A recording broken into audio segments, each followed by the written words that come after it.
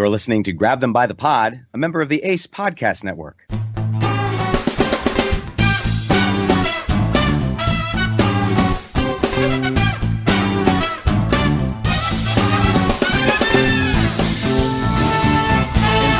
For joining us here at Grab Them by the Pod for this, our first episode of the calendar year 2018. I am Kevin, along with Jesse, and we've got a doozy for you tonight, folks. Donald Trump is at it again to ring us into the new year. Jesse, what do you got for us? Well, I want to tell everybody that, yes, this episode is going to be highly involved with Twitter.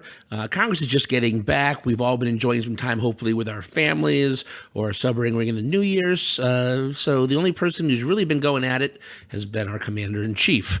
So, and he started just a few minutes ago. We have a whole rundown. We have a whole kind of thing ready to go before the episode starts recording, but that is all thrown into a tizzy when President Trump decides he wants to start tweeting. So two things, Kevin. I want to get your immediate opinion, because we're just seeing these basically right now for the first time. First of all, North Korean leader Kim Jong-un just stated that the nuclear button is on his desk at all times. Will someone from his depleted and food-starved regime please inform him that I too have a nuclear button, but it is much bigger and more powerful than his, and my button works?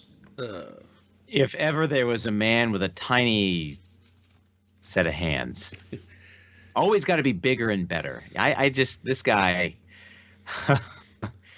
I don't know. I guess I keep dreaming and hoping that it's going to get better, but it only gets worse. Well, it really freaks me out when I see things like this. Like, it's not like he's yelling at CNN or the New York Times or a celebrity. He's poking a bear in Kim Jong-un, who he has a nuclear weapon.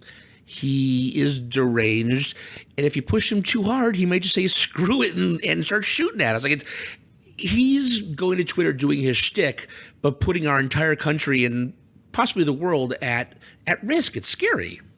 Wait a minute there. I thought you were just describing President Trump. Yes. Yeah. Oh, wait. Two peas in a pod they are. Well, again, if Kim Jong-un said, I bet you won't press your button, he'd be like, oh, I'll show you and do it. We joke around with it. But, I mean, it's kind of like how Popeye would say after a while, I've stands or I can stands and I can't stands no more. And then Kim Jong-un might just say, screw it all, and hit the button. And then he has a button. And I saw someone tweet out that if you gave him a giant button that was blue with a little bird on it and said it was a tweet button, maybe he'd be more involved in that and just forget about the other button. Yeah, there's an idea for you. Yeah. So then a few minutes after that, he tweeted out, I will be announcing the most dishonest and corrupt media awards of the year at Monday at 5 o'clock. Subjects will cover dishonesty and bad reporting in various categories from the fake news media. Stay tuned. That seems like a really good use of the President of the United States and the leader of the free world's time, doesn't it? Oh, absolutely. And we have a long and storied history of presidents announcing the fake news awards. What is with this guy? It's getting to the point where I think people just, it's Trump being Trump, whatever. But as we we spoke with someone recently, hopefully the interview will see air sooner rather than later. But we said, we can't let this stuff be normalized. We can't just say it's Trump being Trump, because it's insane. The president, I mean, whether you liked Bush, whether you liked Reagan, whether you liked Clinton, whether you liked Carter, whatever, Obama, none of them would do this. I mean, maybe they do it at the press dinner, when they all joke and they roast each other and stuff. But he's a president with a 35% approval rating.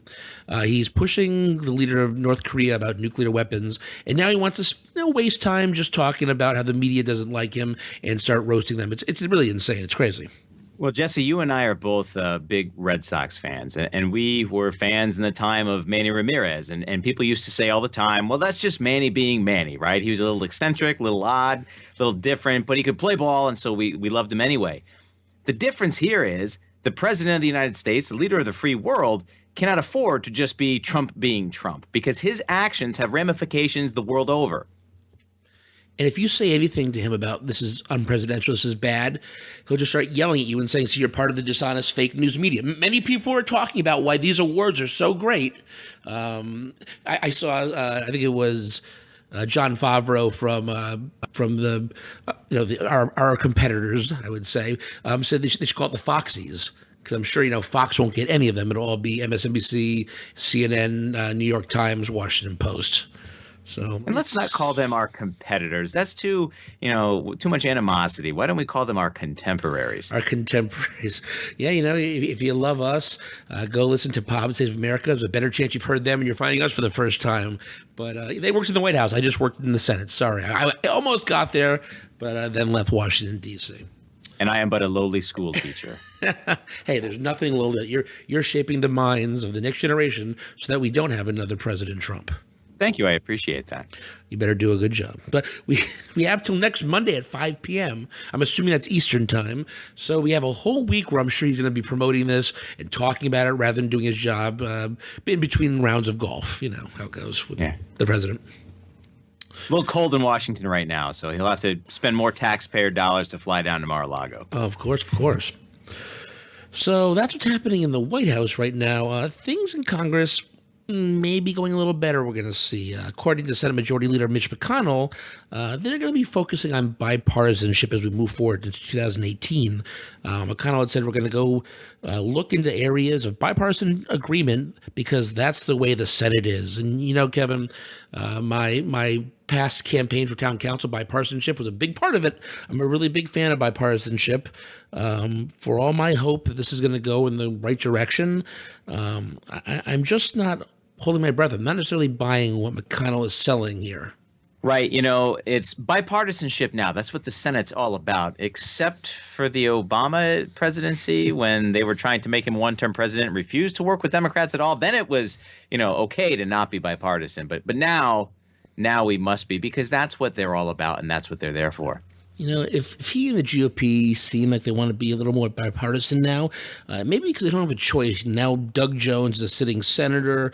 The Senate split is now 51-49 between Republicans and Democrats. So there's really little room for error.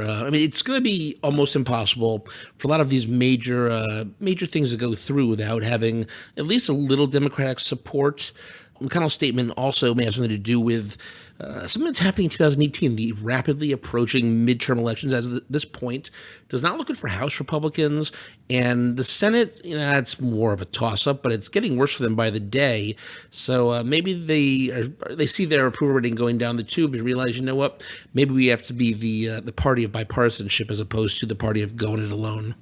Well, certainly the Democrats would seem to have the momentum heading into this year. And you're right, Jess, it is 2018. This is the year. Alas, it won't be till November. But, these campaigns are going to start ramping up, and we have the potential for a shift in the seat of government. So, we shall see. But certainly the Republicans are going to want to play it cool because they can't afford to keep losing as they did in New Jersey and Virginia and now Alabama.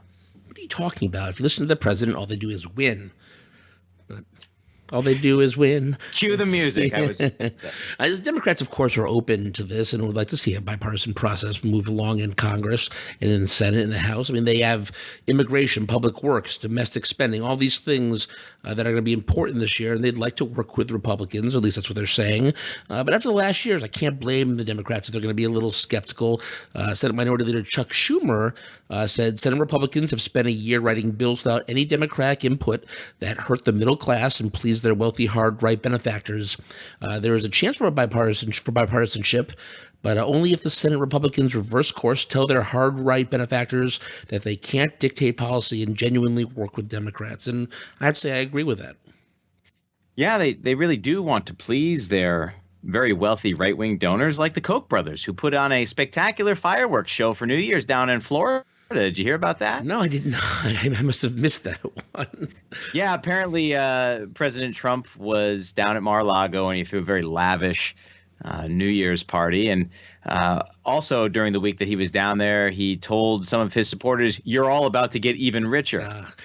So I don't hate on these guys for wanting to help out their supporters. That's how the game is played. That's been going on since this whole process began. But you can't do it at the expense of the American people. That's the problem. You can slip things in there to help out your buddies. Again, both sides have done that for a long time, but when you pass this tax bill, when everybody, the Democrats, the nonpartisan people are all saying it's bad, they do it, that's when you get called out, and that's what's going to kill them in the 2018 midterm elections. They've been doing what's right for themselves, not what's right for the people that they were elected to represent. Yeah. And, there's already problems on the horizon. This whole DACA thing that's coming up this year. We're going to be talking about it a little later.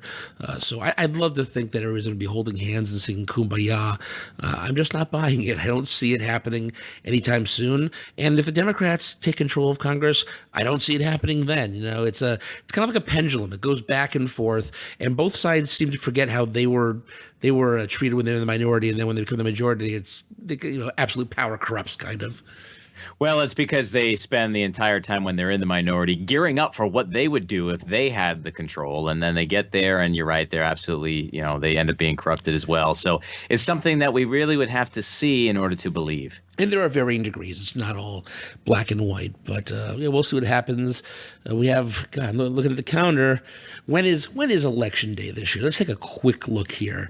It's so far away, it seems. So Election Day this year in November is going to be on the 6th. So we're still a little more than 10 months away.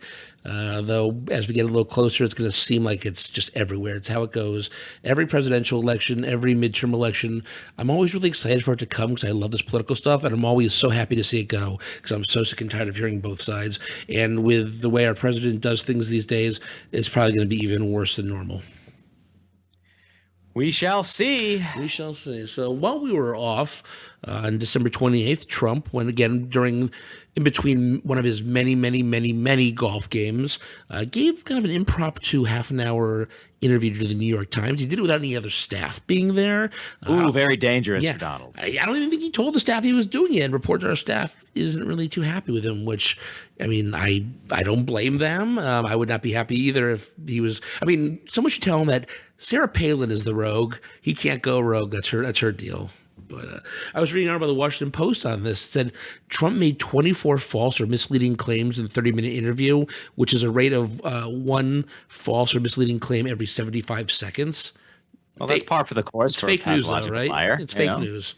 I'm sure that'll get up as one of the number one fake stories of the year because, hey. We're not going to go through every single one because we'll be here all night, although we are going to go through a good amount of his statements. So let's get at it. Trump said, I have an absolute right to do what I want to do with the Justice Department, but for purposes of hopefully thinking I'm going to be treated fairly, I've stayed uninvolved with this particular matter. So this is basically Trump showing some of his authoritarian tendencies, basically just suggesting he can get rid of Mueller and shut down the investigation if you wanted to. He just doesn't want it right now. But of course, as the dog starts circling or the shark starts circling, whatever the correct metaphor is, that might change, and we have to keep an eye out for that. Yeah, use of a word like absolute in that statement is very telling in this situation. It speaks to his character and how much power he believes he has. I mean, someone should ask if people are still alive. Richard Nixon, how that worked out for him when he thought he could do just kind of the same thing. A year later, he was out of office. So, something to watch. Then he said, another reason that I'm going to win another 4 years is because newspapers, television, all forms of media will tank if I'm not there. Because without me, their ratings are going to go down the tubes. Without me, the New York Times will indeed be not the failing New York Times, but the failed New York Times. So they basically have to let me win. And eventually, probably 6 months before the election, they'll be loving me because they're saying, please don't lose Donald Trump. That's crazy. That's nuts. This man is insane. Yeah. The media is going to love him because they need him to stay away. No, the media was here before Trump. They're going to be here after Trump unless he tries shutting them down, which is out of the realm of possibility the way things go. That's not how the media works. He doesn't understand it. He just says crazy things and thinks that he's so smart that it makes sense. It does not. It's crazy. It's nuts. Again, it's telling of where his mind is. He is the president of the United States, not his character on The Apprentice. Now, and that's not to say that actors and other TV personalities cannot be politicians, right? To look at the Republicans, one of their idols, their heroes is Ronald Reagan, as we know, was a B-movie actor. And he used some of those qualities and characteristics from his acting to make him a better president. But at the end of the day, his mind, when he was president, was on how to do his job to represent the American people and what he believed was the best way to do that. Donald Trump, we can't say that for him. The equivalent would have been if Trump had, or if Reagan had made the monkey from Bedtime for Bonzo one of his like cabinet secretaries. By the way, I love that movie. But he knew that what he did before being a politician was one thing, and this, I mean, other than the Gipper line that he used so often. But yeah, it's really just nuts. There are a lot of countries out there that have state-run media, who have media that don't let the person lose. And those are places that we try to bring liberty and democracy to. Those aren't places we should be emulating. It's insane that he is suggesting that. Right. Trump spends so much of his time worrying about North Korea and going back and forth with Kim Jong-un. That's, a page out of his playbook. Does he not see this? Apparently not. Then he said, I like very much President Xi. He treated me better than anybody's ever been treated in the history of China. Now, as several people online have pointed out, China is more than 3,500 years old, so that's a stupid claim, and it's just another example. He couldn't just say, they treated me really well over there. He had to be, no, the best, better than anybody. It's ridiculous. And by the way, I feel like I'm going to be saying that a lot. It's ridiculous. It just keeps coming out of my mouth. I'm sorry. Don't we say that? We say that quite often. He then said, I think it's been proven that there is no collusion. Well, we also know that is not true. The Mueller investigation is still going on. Maybe there was collusion. Maybe there wasn't. Nothing's been proven yet. That's why they're having the investigation. That's why you don't announce the end of a football game until the fourth quarter is over, because there's still a game to be played. And after that, Trump, added even more, saying that, okay, there was collusion, but it was between the Democrats and the Russians. What? The sad reality of all this, Jess, is that there is a percentage of the electorate that believes this when he says this, and they just go right on marching down the road, waving Trump signs in the air. And, it just speaks to how important being informed is, and to using fact, and to being a critical thinker. It's oftentimes a little more than having the facts. There are some people who just don't want to see the facts.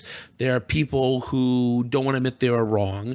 And it's like, oh, we know all presidents lie. Or it's no different than what usually goes on. It's just being politics. All politicians are dirty. And you know what? There is some truth to some of that stuff. Yeah, a lot of politicians have half-truths or even tell lies, but not at the level that we're seeing right now, not so blatantly. Again, he's the guy who would go outside and say the sky is green and the grass is blue, and then call you a fake news liar if you say otherwise. And you have to be you have to be able to change with the times. I always say, Kevin, whether it comes to science or whatever, that when the facts change, my opinion changes. And I'm not afraid to say what I thought a year ago was wrong now that I've learned more. And some people voted for Donald Trump because they thought things were going to happen. Those things have not been happening. And I think there's nothing wrong with saying, you know what, I was wrong. I made a mistake. Going forward, I'll rectify that. But people don't want to do that. They don't want to admit they were wrong. Well, given the poll numbers of where the president currently stands, I think that if we went back and redid the election of 2016 today, we'd see a different result. But the fact of the matter is, you still have that core, that base of Donald Trump supporters who, as you said, would believe anything that comes out of his mouth, no matter how ridiculous it may be. And that's why, the 2020 election is many moons away from today. And during the last presidential election, we saw Hillary on one side, we saw Bernie on the other. There was some Jill Stein thrown in the mix. Different sections of the Democratic Party, all wanting their side to be heard. I understand that. There's nothing wrong with that. It's what makes politics great, that we can all belong to the same party or even different parties and have different ideas. But once a nominee is selected, I think you have to support that. That's what didn't happen in 2016.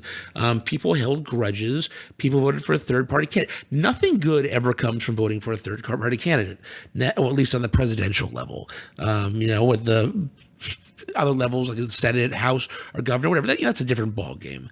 But when it comes to the White House, just the way our government is set up, a third-party candidate is not going to win. I know it's a protest vote for some people, but you have to realize that when you vote for a third-party candidate, you're helping out the one of the other two candidates that you like the least.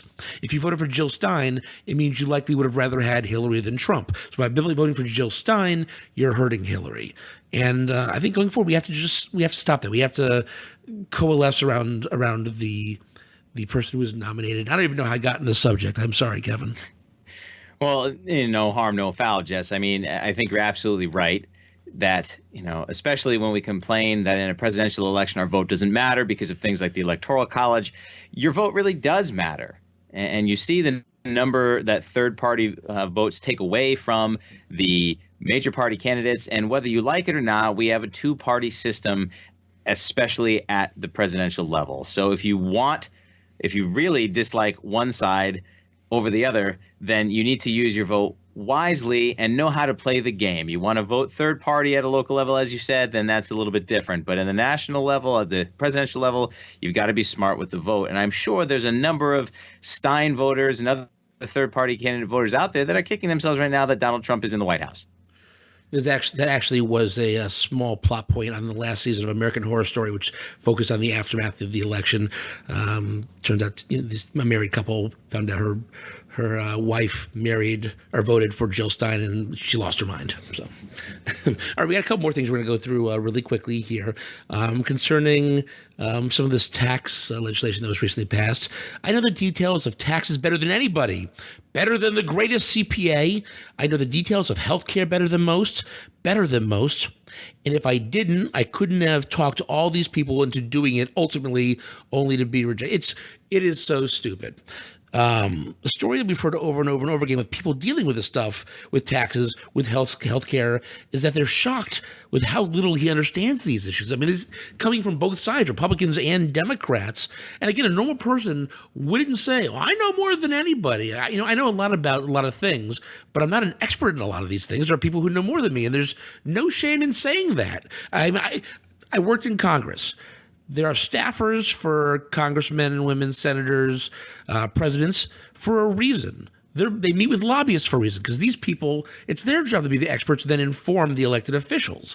Why can't he just say what normal people say? Well, apparently they couldn't get a children's book illustrator to come up with enough charts and graphs and pictures to put it into a version that the president would understand. Really, it's a Trump tax plan good, other things bad. That's an easy way to do it. All right, quickly, two more things here. He said Paul Manafort only worked for him for a few months. He leaves out the fact that Manafort, who, by the way, is under indictment right now, was his campaign manager when he secured the nomination and accepted at the GOP convention. So it's not like he was just there for a day and left. He was there at one of the most crucial times in the campaign, and now he's like, oh, I don't remember that guy. Who's he? I never met him. It's ridiculous. Again, ridiculous. Oh, Manafort, if you saw in the news, he got a little bit of a Christmas bonus. He was allowed by a judge to go to his home in the Hamptons for the Christmas holiday. How sweet. He should enjoy it. It might be one of his last there. And then finally in this section, he said, I was for Luther Strange and brought Strange up 20 points. Just to understand, when I endorsed him, he was in 5th place. Which is funny. I'll tell you that in a second. He went way up, almost 20 points, but he fell a little short. And by the way, when I endorsed Roy Moore, he went up. It was a much closer race.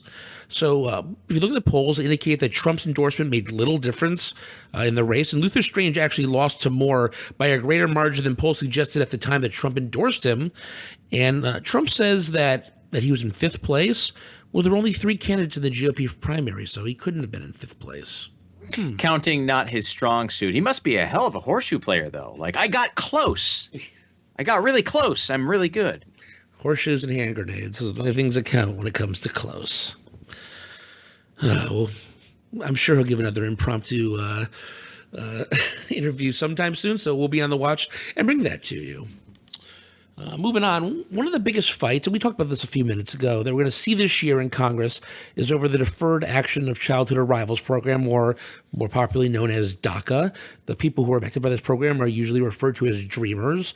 DACA, if you aren't familiar with it, though we've talked about it on the podcast in the past, is an Obama-era program that allows certain immigrants who are brought to the United States legally as children to stay here to work or go to school. I mean, these are immigrants who are, yes, they are technically here illegally, but it's not their fault that they were here. They were children when they were brought over. And for all intents and purposes, they're as American as you and I are. I mean, they grew up here. Right. They're called Dreamers because it stands for Development Relief and Education for Alien Minors. But moreover, these are people who still believe in the idea of the American dream, that they can come here, they can make a better life for themselves, get educated, advance in careers, which is something that the president and many other right wingers believe is dead. But these are the people driving our country, and especially the fact that these were people who were brought here through no fault of their own, as minors, as children. And now they're here wanting to invest in our country. Why are we concerned with trying to get rid of them? I mean, I understand the basic idea behind why we don't like illegal immigration. I mean, there are people here who come here and don't do they don't want to be part of society. They're just a scourge on the American people. But these aren't those. These are the equivalent of people coming over on a boat from Europe and seeing the Statue of Liberty there and being happy that they're in a better land and that they're excited to become Americans. These are people who are here because they are American, whether officially or not. When they think of themselves, they think of themselves as Americans. Now, Democrats wanted this to be included at the end of the year deal to keep the federal government open, but Republicans have been adamant that any deal on DACA must include funding and more stuff for the wall, which it's not going to happen. And Tuesday morning, Trump tweeted out that Democrats are doing nothing for DACA, just interested in politics. DACA activists and Hispanics will go hard against Dems and will start, quote unquote, falling in love. That's weird. With Republicans and their president. We are about results. Now, I don't know about you, Kevin. I feel comfortable saying that that's not going to happen. No, probably not, because, to Donald Trump, Mexicans are bringing drugs. They're bringing crime. They're rapists. And he assumes that some might be good people. Yeah, they're murderers. They come here, and he had a line. Who? Somebody's doing the raping. It's them. He's demonized Democrats. I mean, he has demonized Democrats, but he's demonized Republicans since the beginning of his campaign. I remember he suggested a federal judge of Mexican heritage was going to be biased against him, which, again, that's not how being a judge works. Conversely, Democrats have been working to help Dreamers very publicly for a long time, and the White House is very publicly been standing in the way. And honestly, I don't even think it's Ryan or McConnell. I think if you had a generic Republican in the White House, the stuff gets done. But we don't have a generic Republican in the White House. We have Donald Trump. So I really don't know, when and if this is going to get done. I mean, I think it has to. He's kind of kicked the ball down the road when he ended this program and gave 6 months to do something about it. I think he just doesn't want it to be his problem.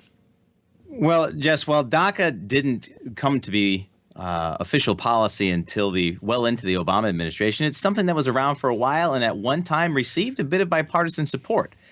It was originally promoted and introduced by Senators Orrin Hatch of Utah and Dick Durbin of Illinois back in 2001, and Congress always found some way to block it until 2012. Now, I know you're chomping at the bit here to talk about your former colleague, if you will, Orrin Hatch, but let me just say this. According to NBC News, there have been some 800,000 plus young adults who have applied since this program's inception. They cannot have a serious criminal history. They must have arrived before the year 2007, have been under the age of 16 when they came. I've been teaching now for 12 years. I've taught students in Houston. I've taught students of Hartford. I've taught in places where I know that I have had people who have applied for DACA. These are good people. Don't think for a second that the way that the President of the United States characterizes these people as being accurate. These are some of the hardest working, most engaged Americans, and I will call them that because that is what they choose to be. And they are doing everything in their power to make this a more permanent home for themselves so that they can positively impact our nation. There is no reason why we should be going out of our way to try to rid them. You said it. We want the best and brightest here in America, and many of these people fall into that category. But I think when some people in government see these immigrants, they see the color of their skin. They see what the country they come from. I mean, we don't see Trump calling for people from England who are here illegally to get kicked out. So this is a fight that's going to ramp up, I think, pretty early this year. Who knows when it'll be resolved? I guess they have to resolve it unless they extend the 6-month deadline a little further. But I think this is one where the American people and a lot of GOP congressmen back. I don't know if they're publicly back, but I think they back what the Democrats are trying to do. And again, this shouldn't be a partisan question. This should be about what's right. And we like to pride ourselves. It's ingrained in our national identity that Americans do what's right. And this is, I think, a place where we have to come out and do what's right. Do what we say we are. Put our money where our mouth is.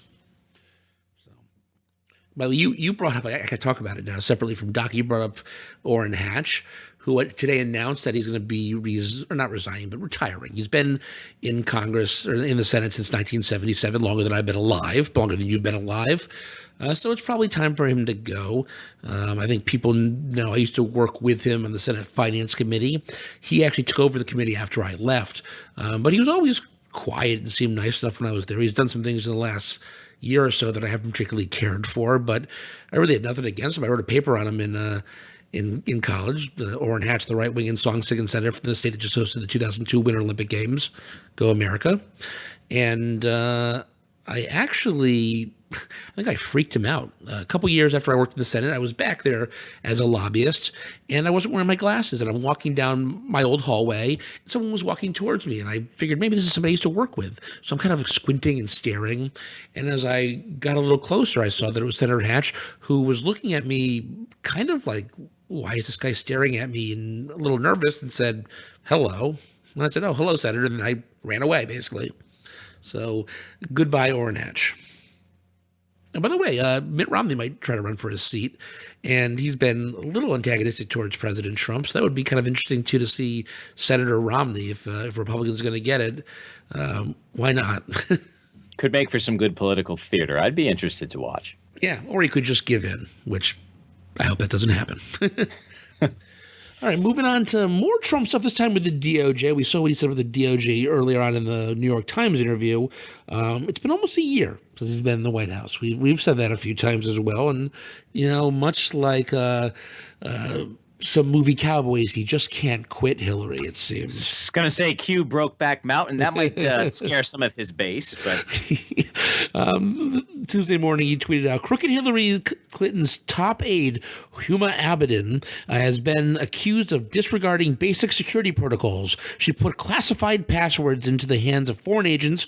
Remember sailors' pictures on the submarine? Jail! Deep State Justice Department must finally act. Question mark for some reason. Also on Comey and others. So here we have Trump going against the ex-Mrs. Weiner and my homie Comey. And it's just so weird. First of all, the things he capitalizes in these tweets and his use of punctuation is very, very odd. A lot of this seems to be coming from a Daily Caller article, which is a far-right website that was started by Tucker Carlson. It said that Huma had forwarded State Department emails to her personal Yahoo account, and those emails were included with passwords to government systems and so on and so forth. I don't know how much of this is actually provable, but that never stops internet articles.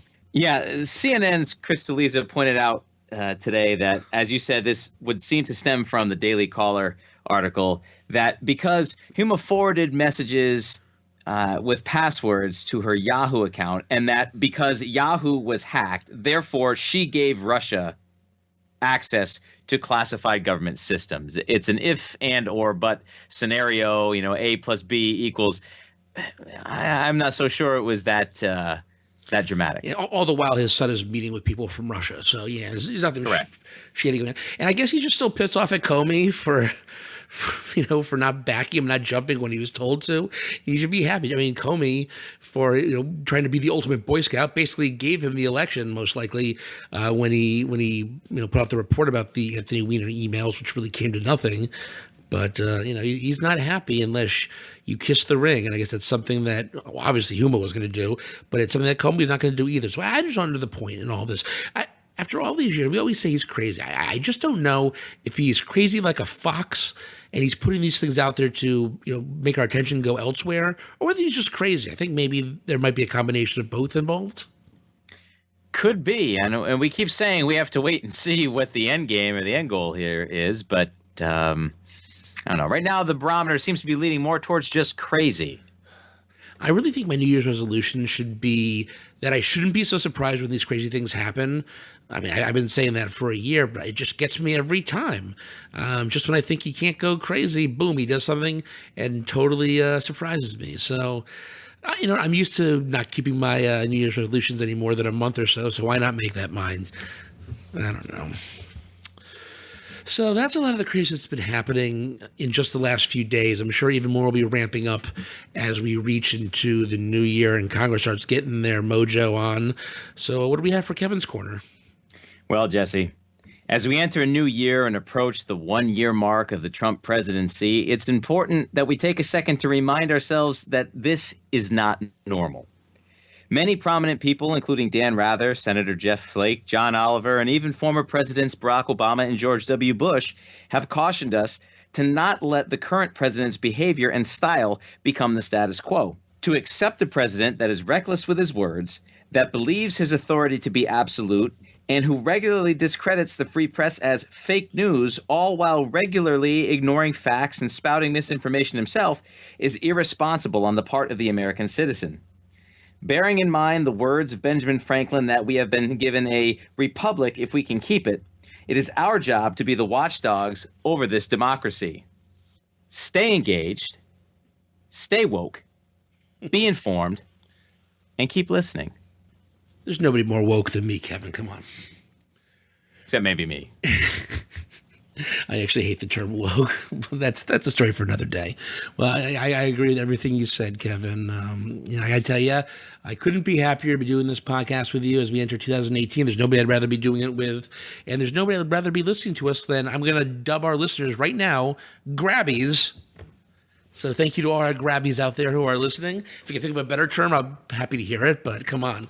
We can't be potty. There's too many things called pot out there, and can't be thems, right? So Grabbies make sense. So remember, go to our website at grabthembythepod.com. You can join us at our Patreon account. Maybe give us $1 or $2 if you'd be so inclined. You can see pictures of us. You can find all of our social media links, all of our podcast links, and just find a lot of great stuff about Kevin and Jesse at Grab Them by the Pod. So until next episode, Kevin, I'm looking forward to it. We'll talk to you then. Later.